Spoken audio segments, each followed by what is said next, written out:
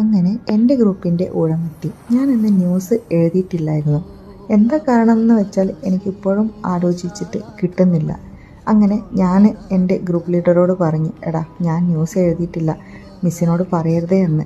അവൾ എന്താണ് ആ സമയത്ത് റിപ്ലൈ തന്നതെന്ന് എനിക്ക് ഓർമ്മയില്ല. പക്ഷേ പിന്നെ സംഭവിച്ചത് വളരെ സങ്കടമുള്ള കാര്യമായിരുന്നു. മിസ്സ് അവളെ വിളിച്ചിട്ട് ചോദിച്ചു, നിൻ്റെ ഗ്രൂപ്പിൽ എല്ലാവരും ന്യൂസ് എഴുതിയിട്ടുണ്ടോ എന്ന്. ഞാൻ ദയനീയമായി അവൾ തന്നെ നോക്കി. മിസ്സിന് എന്നെ കാണിച്ചു കൊടുക്കല്ലേ എന്നായിരുന്നു എൻ്റെ കണ്ണിലെ ദയനീയാവസ്ഥ.